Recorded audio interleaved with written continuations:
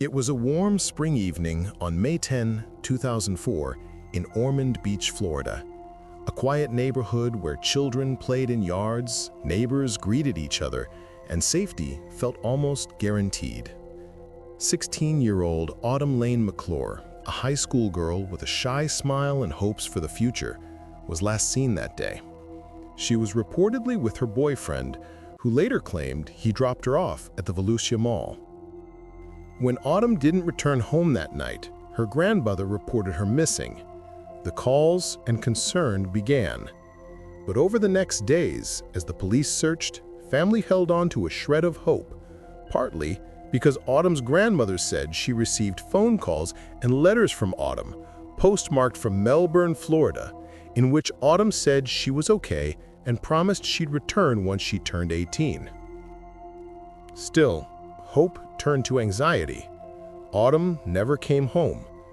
Days turned to weeks. The missing persons investigation began, but cracks appeared fast. Detectives discovered that in 2004, Autumn had been staying for a time with the woman who worked with her at a grocery store, and with that woman's boyfriend, a 31-year-old man named Brian Christopher Donnelly Jr. The couple insisted they didn't know what had become of Autumn. They said she had stayed a few days, then left. That was their story. For years, nothing contradicted it. Investigators interviewed dozens, but nothing concrete emerged. The case went cold. And then time, 20 years to be exact, passed. Autumn became a name in cold case files. A young life lost, a family broken, a mystery unsolved. But law enforcement never abandoned the file. Over the years, detectives re-interviewed people, rechecked records, re-examined every thread. DNA samples from family members were collected. Witnesses were relocated. Every scrap of information was re-evaluated. In 2021, a break finally came. A phone call from a man named Chris Miller, a former acquaintance of Donnelly and his girlfriend, Jessica Freeman. Miller said he needed to get it off his chest. He claimed there was a teenage girl who went missing and that he knew that girl was dead. He implicated Donnelly and Freeman. This tip reopened the case with new intensity. Detectives questioned Freeman under immunity, and she finally spoke. She said that one day she returned home and saw Donnelly choking Autumn in the bathroom. She claimed Autumn was already lifeless when she intervened. According to Freeman, Donnelly later told her, "Shut up or the same thing will happen to you." Fear sealed her silence for nearly 2 decades. Still, they needed proof. A burial site had to be located. The suspect, Donnelly, whose name now loomed over the case, had long died. He passed away in May 2022 at age 49. But that didn't stop investigators. Freeman eventually led them to a location under what had once been her trailer home in the Shady Oaks Mobile Home Park. What complicated matters? Over the years, the property changed hands. A new trailer was placed on top. A driveway re-poured with concrete.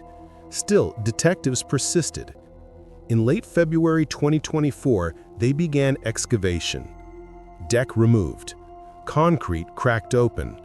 With heavy equipment, they dug. Slowly, methodically, respectfully. Aided by forensic experts from the University of Florida Maples Center for Forensic Medicine, who used ground-penetrating radar to guide the search. And then, they found something. Human remains. Fragile, silent, long buried. In that moment, 20 years of unanswered questions, anxious nights, cold case files, and grieving hearts converged into one painful breakthrough. The sheriff's office announced that almost the entire skeleton, an estimated 99%, had been recovered. While official forensic identification and cause of death results were still pending, investigators told Autumn's family and the world that they believe these are the remains of Autumn McClure. For the first time since 2004, Autumn had a grave. Not just a missing person report, not just fading memories. A place where she could be mourned, remembered, honored. The boys and girls of the town who had grown up without her, the family who had cried themselves to sleep, finally got some closure. At the same time, justice, even decades later, caught up with horror. While authorities cannot prosecute Donnelly after his death, the story stands as a testament. Even when hope seems lost, sometimes persistence, courage, and the long reach of law enforcement can bring truth to light. As the sheriff said, there really never is a cold case. Tonight, as we tell the story of Autumn Lane McClure, it is not just a story of disappearance. It is a story of remembrance, bravery, and a family's refusal to let her go. A story that stretches across 2 decades, across silence and fear, across hoping and waiting, but also a story that ends not with justice in a courtroom, but with truth in the ground and a name restored to a girl who was once lost. Because although death took her away too soon, it could not erase her existence. And although her killer died before facing court, the truth of what happened and who did it is now part of the record. This is Autumn's story. A story of a teen, a story of a community, a story of a hunt for justice that spanned 20 years and finally found its way home. It was a quiet summer night in Ventura, California, the kind of evening when the ocean breeze drifts slow and the streets near downtown are calm. On July 15, 1991, 42-year-old Danielle Kloss was seen talking to a man driving a small white pickup truck near Hemlock Street and Thompson Boulevard, 2 blocks from the ocean.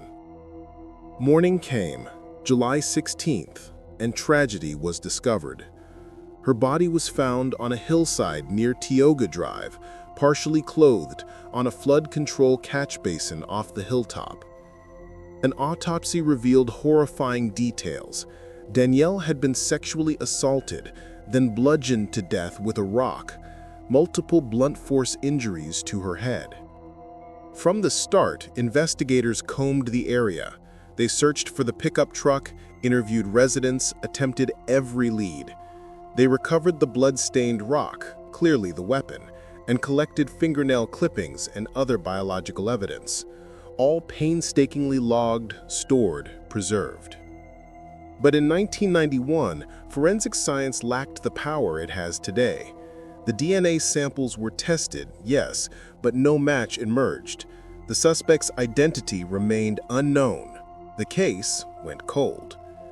For Danielle's family and loved ones, the horror turned into decades of unanswered questions, pain, and longing for closure. Years passed. The files collected dust, but the evidence, the rock, the fingernail clippings, remained preserved in the cold case archive of the Ventura Police Department. And in 2021, a detective named Tyler Buck, spending weekly hours reviewing old files, reopened Danielle's case for review. He realized the preserved evidence might yield results now with new DNA testing techniques and the power of forensic genealogy. They sent the preserved biological samples, including DNA from the crime scene and the rock, to a specialized lab for advanced testing. The results were promising. A clear male DNA profile emerged, strong enough to build a genetic genealogy lead. Investigators, working with genealogists, began constructing a family tree from distant matches. As the branches grew, one name began to rise to the top. A suspect previously unknown to investigators, a man who matched the DNA profile, a man whose relatives provided DNA samples to help narrow the search. That man was identified as Larry Devin Welch. Welch had died in 1999, 5 years after Danielle's murder. Investigators say there was no known connection between him and Danielle at the time of the killing. He was 41 at the time, and his life since then had slipped into obscurity. When the genealogical lead pointed to Welch, VPD detectives reached out to living relatives. One brother provided a DNA sample. That sample wouldn't match, which helped eliminate him, but it helped confirm that Welch was the correct man tied to the DNA from the crime scene. Once they had that confirmation, they had effectively solved the case. On May 7, 2024, after 30 decades and countless unanswered questions, the Ventura police officially announced the 1991 homicide of Danielle Kloss was solved. The killer was named, even though he could never be brought to justice in court because he had already died. The case, once frozen in uncertainty, finally had a conclusion. For Danielle's family and loved ones, the news was a mixture of grief and relief. Her sister, Marcy Forte, said that for decades she had prayed not necessarily for justice, but simply to know who had taken her sister's life. When she heard the news, she broke down. She thanked the investigators and said she was grateful to have at least a measure of justice. Imagine what it felt like. For 33 years, living with a blank name attached to unspeakable violence, memories unshaped by closure. Then suddenly, a name on paper, a name that belonged to a person, a name tied to evidence, a name that brought clarity, however bittersweet. But this story is bigger than one name. It's about the evolution of justice. It's about how forensic science, especially genetic genealogy, has transformed cold cases. It's about detectives who refused to stop digging even when hope seemed lost. And about families who kept faith, kept memory alive, and never accepted that unsolved meant unforgotten. When VPD reopened the case in 2021, they weren't doing it just because new science existed. They were doing it because they believed every victim, every human life deserved a final page. They believed that with patience, respect for evidence, and modern tools, even the oldest cold cases can have answers. The murder weapon, a simple rock, lay ignored for decades, but preserved. The rock was covered in blood the night they found Danielle's body, yet it remained unseen in evidence storage. That rock, combined with the blood, fingernail clippings, and preserved forensic samples, was what allowed science to finally speak. For the community, Ventura, California, and beyond, the resolution of this case sends a message that time does not guarantee forgetfulness, that perpetrators can be exposed even decades later, that victims can have their names restored, that families can find closure. And for future generations watching this unfold, Danielle's story is a warning that vulnerable lives can be lost, but also a beacon that no case is ever truly cold if someone keeps paying attention. Today, the case of Danielle Kloss stands resolved. Her killer has a name, Larry Devin Welch. The truth has been brought into the open. The walls of uncertainty have been broken down by technology, determination, and the refusal to let a life or a crime disappear into the past. And while justice in court may be impossible, truth has still won. For Danielle, for her family, for every victim still waiting for their name to be spoken aloud. Because in the end, time, no matter how long, does not erase the need for justice. Sometimes, it just delays it.